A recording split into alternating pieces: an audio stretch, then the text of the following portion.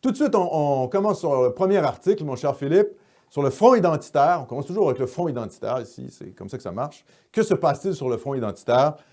Eh bien, un article du journal Métro qui s'intitule « Les Québécois de souche seront minoritaires. Des enjeux d'intégration à prévoir ». Alors, je vous lis l'article. Je vais vous lire pas mal l'ensemble de l'article parce que ça décrit bien les situations et finalement, c'est rare qu'on ait accès à autant de données. Une étude prévoit que les Québécois d'ascendance canadienne-française, couramment appelés les Québécois, entre guillemets, de souche, deviendront minoritaires dans la province d'ici 2042. Quels enjeux d'intégration des immigrants cela pourrait-il poser dans une optique de protection de la langue française? Vous voyez, on passe la question démographique par la question de la langue, parce que c'est plus politiquement correct. Hein? Notre marginalisation ethnique en tant que Canadien-Français passe souvent par l'enjeu linguistique. Et je pense que c'est une bonne approche, parce que ça permet finalement d'entrer dans le débat public sans se faire tout de suite taxer de nationaliste ethnique. Donc, c'est une belle manière d'entrer en approche en parlant du déclin de la langue française et donc du déclin démographique des Canadiens français. Je reprends la lecture de l'article. Le poids démographique des Canadiens français de la province aurait déjà chuté de 79 % à 64,5 % entre 1971 et 2014. Donc, de 79 % à 64,5 % de 71 à 2014. C'est majeur, quoi.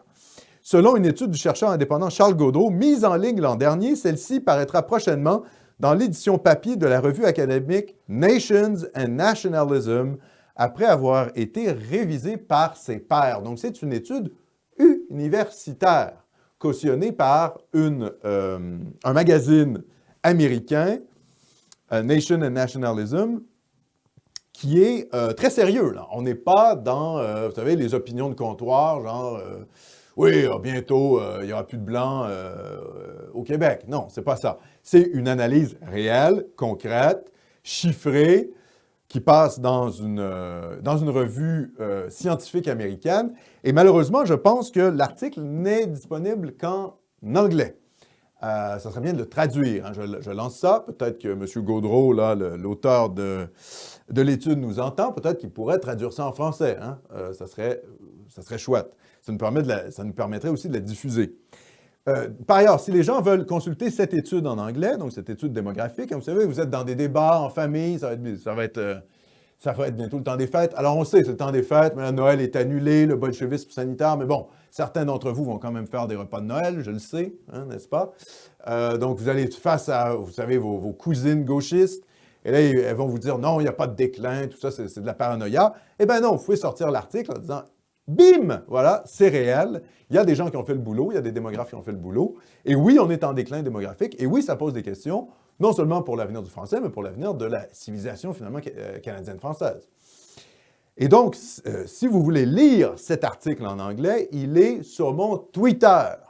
Sur mon Twitter, il est épinglé. C'est la publication qui est épinglée sur mon Twitter. Donc, sur la minorisation des Canadiens français. L'article continue comme suit. Le document en question, qui se donne comme point de départ le recensement de 1971 de Statistique Canada, entrevoit par ailleurs que les membres de l'ethnie canadienne-française deviendront minoritaires en 2042, puis ne représenteront plus que 45 % de la population québécoise en 2050. Mon étude permet de voir de façon précoce le déclin de la langue française au Québec, soulève M. Gaudreau en entrevue à Métro. Pour expliquer cette situation, l'auteur se base sur des données objectives. Ainsi, le vieillissement de la population québécoise francophone, combiné à l'arrivée annuellement de dizaines de milliers d'immigrants, devrait entraîner un déclin progressif du nombre de Canadiens français ou Québécois de souche dans la province jusqu'à ce que ceux-ci deviennent minoritaires. À la lumière de mes conclusions, si la tendance se maintient, la majorité historique sera minoritaire au Québec d'ici au milieu du siècle, dit Charles Gaudreau, le chercheur en question. D'ailleurs, je poursuis la lecture, c'est important.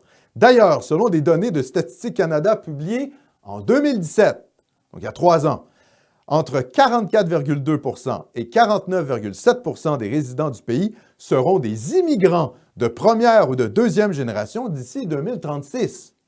C'est-à-dire environ entre 44 et 49 % des résidents du Canada seront des immigrants de première ou deuxième génération depuis 2036. Le Canada est un laboratoire cosmopolite remplaciste, plus que la France, plus que la Belgique, plus que la Suisse, plus que les États-Unis. En proportion de la population, le Canada reçoit 6 fois plus d'immigrés que les Américains, en proportion de sa population. Donc, vous voyez le délire dans lequel on est? Donc, quand vous avez des universitaires de gauche qui vous disent « le grand remplacement n'existe pas, c'est une théorie conspirationniste », non, les gars. Quand vous parlez à des démographes, parce que souvent, les militants gauchistes ne sont pas des démographes, mais quand vous parlez des démographes, vous dites « bah oui, c'est ça, c'est ce qui s'en vient ». C'est le grand remplacement. Le Canada est le pays qui subit les plus grands changements ethno-démographiques de tout l'Occident. Et le reste de l'Occident connaît déjà des changements ethno-démographiques, donc ça vous donne l'idée. L'enjeu culturel est toutefois différent au Québec, qui est entouré d'environ 350 millions d'anglophones. En comptant le reste du pays, les États-Unis estiment le chercheur. On passe par la question linguistique. Par conséquent, les immigrants qui arrivent au Québec peuvent facilement opter pour la langue anglaise, surtout à Montréal, peut-on lire. Le déclin progressif du nombre de Canadiens français au Québec pourrait ainsi complexifier la protection de la langue de Molière dans la province, puisque les immigrants auront de moins en moins tendance à apprendre celle-ci, appréhende M. Gaudreault. Même si les immigrants sont aujourd'hui beaucoup plus francisés qu'ils ne l'étaient auparavant, les efforts ne sont pas toujours suffisants pour contrebalancer la force d'attraction de l'anglais au Québec. Constate aussi le démographe Guillaume Marois. Qui est Guillaume Marois? C'est l'auteur de ce livre qui avait été le premier à jeter un pavé dans la mare sur l'immigration, qui s'appelle « Le remède imaginaire ». C'était un ouvrage qu'il avait coécrit avec un autre auteur dont je ne me rappelle plus le nom. Dubreuil. Dubreuil. Ah, merci. Voilà, Philippe était aux aguets. Hein, il sait me reprendre quand j'ai un blanc. Dubreuil et Marois qui avaient écrit ce livre, Le remède imaginaire, sur le fait que l'immigration ne sauvera pas le Québec. Alors, c'était très intéressant. Je vous invite à le lire. Hein. Encore, c'est le temps des fêtes. Vous n'avez jamais acheté ce livre-là, Le remède imaginaire. Ça date de quelques années maintenant, mais c'est pas grave. Les données restent quand même assez intéressantes. Vous pouvez l'offrir, hein?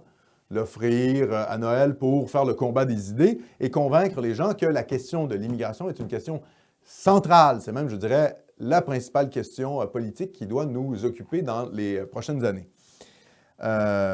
Donc, c'est la réponse que fait Guillaume Marois.